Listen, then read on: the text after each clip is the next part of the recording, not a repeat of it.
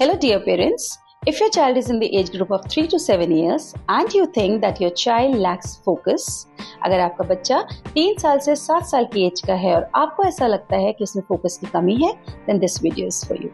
Namaste, welcome to my channel Tani Talks with Teacher and I'm going to help you out in your parental journey. बहुत सारे parents का concern है कि ma'am मेरा बच्चा focused नहीं है, बहुत लॉन्ग आवर्स के लिए, बहुत लॉन्ग टाइम के लिए एक पर्टिकुलर टास्क पे वो नहीं बैठता है, नहीं करता है. So let's discuss what are the reasons behind this. The first reason is too much of screen time. I'll repeat myself, I'm talking about the kids 3 to 7 years. अगर हमारा बच्चा बहुत ज़्यादा टीवी देखता है तो देखिए टीवी में वो वीडियोस देख रहा है या यूट्यूब रील्स देख रहा है या वो आपके कार्टून्स देख रहा है, वहाँ पर सीन्स कंटिन्यूसली चेंज होते हैं. Every few seconds the scene changes and everything is very colorful. Now the brain of the child has been trained for continuous excitement, for continuous changes and everything being so colorful. अब जब उसी बच्चे को हम पढ़ने बिठाते हैं, nothing is colorful there, ठीक है, कुछ नया नहीं आ रहा है, सेम चीज उसको करनी है, राइट? तो बच्चा वहां पर फोकस नहीं कर पाता है. Second reason is unrealistic expectation from very young kids. हम चाहते हैं कि हमारा 4 साल का बच्चा, 5 साल का बच्चा 20 मिनट्स 30 मिनट्स कंटिन्यूसली एक एक्टिविटी करे या एक टास्क करे या रिटन वर्क करे, ठीक है.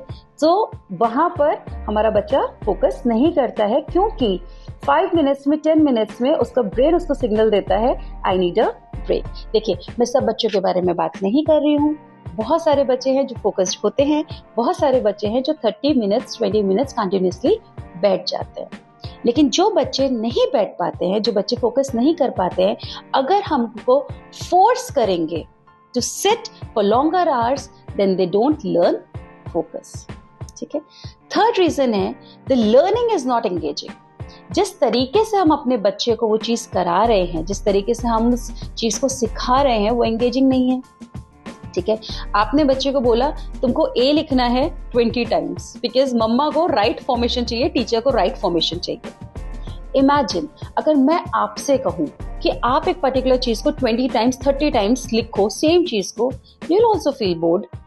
ये तो हमारा बच्चा है, ये तो बोर फील करेगा ही. तो हमें क्या करना है, हमें अपनी लर्निंग को एंगेजिंग बनाना है. स्टोरीज, पजल्स, ओके, वर्कशीट्स, इससे हमको एंगेजिंग बनाना है. एक पर्टिकुलर कॉन्सेप्ट को इस तरीके से पढ़ाना है कि उसमें हम डिफरेंट वेराइटीज बच्चे को दे सके ताकि उसका एक्साइटमेंट बना रहे. Poor sleep routine, very important factor. हमारे बच्चे की नींद पूरी हुई नहीं है, हमारा बच्चा लेट सोया है, हमारा बच्चा सुबह फ्रेश नहीं उठा है, तो उसका फोकस आएगा ही नहीं क्योंकि हमारा बच्चा इरिटेटेड रहेगा, हमारे बच्चे का जो अटेंशन स्पैन है वो लो हो जाएगा, ठीक है. It can even lead to hyperactivity. तो अपने बच्चे को एक प्रॉपर स्लीप रूटीन देना is very very very important, ठीक है. नेक्स्ट चीज है कि जिस एनवायरनमेंट में हमारा बच्चा बैठ के पढ़ाई कर रहा है या कोई एक्टिविटी कर रहा है, ठीक है, उसमें बहुत सारे डिस्ट्रैक्शंस हैं. टीवी चल रहा है, कोई फोन देख रहा है, बहुत सारे टॉयज रखे हैं, बहुत सारा सामान रखा है जिससे बच्चा डिस्ट्रैक्ट होएगा, ठीक है. सो हमें क्या करना है, बच्चे के लिए एक ऐसे एनवायरनमेंट बिल्ड करना है, एक ऐसी जगह देखनी है जहां पर बच्चा डिस्ट्रैक्टेड नहीं हो. मैं हमेशा अपने पेरेंट्स को बोलती हूँ कि बच्चा स्टडी टेबल पे ही बैठ के पढ़ना चाहिए, ठीक है, और ऐसी स्टडी टेबल जिसपे कोई डिस्ट्रैक्शंस नहीं हो. एक तो बच्चे का पोस्चर बिल्कुल स्ट्रेट होगा, ठीक है, दूसरा बच्चे का फोकस बढ़ेगा. अगर आपका बच्चा सोफे पे बैठ के पढ़ रहा है या बेड पे बैठ के पढ़ रहा है, please stop that. Let the child sit properly on a table and a chair and then do any task or do studies, okay. Lack of routine and consistency. कभी हम बच्चे को मॉर्निंग में पढ़ा रहे हैं, कभी हम बच्चे को आफ्टरनून में पढ़ा रहे हैं, हमारा बच्चा टायर्ड है, अभी पढ़ना नहीं चाहता है, कभी हम उसे इवनिंग में पढ़ा रहे हैं. तो हमें अपना रूटीन बनाना है ताकि बच्चे का दिमाग उसी हिसाब से ट्रेन हो जाए कि हाँ मुझे ये 5 बजा है या 6 बजा है, इतने टाइम मुझे पढ़ना है, इतनी देर के लिए पढ़ना है, ये मेरा रूटीन है और ये रेगुलर है. आपने बच्चे को आज पढ़ाया, अब after 10 days you are making the child sit and study और डू सम टास्क और डू सम एक्टिविटी. उसका रूटीन नहीं है, सो ऑटोमेटिकली उसका फोकस वीक होगा. सो हमें वो कंसिस्टेंसी, वो रूटीन को मेंटेन करना है। Emotional factor very very important and often ignored. कई बार दोनों पेरेंट्स वर्किंग होते हैं, बच्चे को इतना टाइम नहीं दे पाते हैं, तो बच्चा हमारा इमोशनली वीक है, ठीक है। इसलिए भी हमारे बच्चे का फोकस जो है वो मिसिंग है, क्योंकि वो अपने या तो पेरेंट्स से बात करना चाहता है और वो बात नहीं हो पाती है, या कभी हम बच्चे का किसी से कंपैरिजन कर देते हैं तो भी हमारे बच्चे को वहाँ पर फील हो जाता है, बुरा लग जाता है, और ये सभी फैक्टर्स हैं जिससे हमारे बच्चे का फोकस वीक हो जाता है। As I always say, problems हैं तो सॉल्यूशंस भी है। Now let's talk about the solutions. पहली चीज, बच्चे को स्क्रीन टाइम को हमें रेगुलेट करना है। देखिए, आप एकदम से स्क्रीन टाइम कम नहीं कर सकते, otherwise it will be a shock for the kid, ठीक है। आप बच्चा अभी आधा घंटा टीवी देख रहा है, 1 घंटा टीवी देख रहा है, आप उसे 10 मिनट कर दोगे, it will be a shock for the kid and which he will not accept. तो हमें क्या करना है, स्लोली स्लोली उसके टाइम को रिड्यूस करना है। सेकेंडली, हमें अपने बच्चे के इंगेजिंग जो लर्निंग है उसको एंगेजिंग करना है।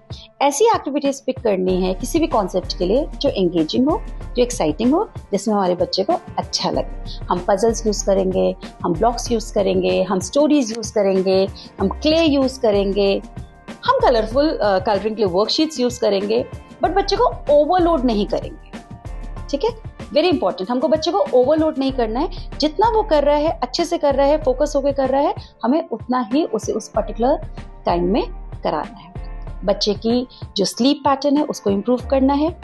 बच्चे को एक टेबल एंड चेयर पे बिठा के पढ़ाना है ताकि वो उसका पोस्चर सही रहे और उसका फोकस भी एनहांस हो।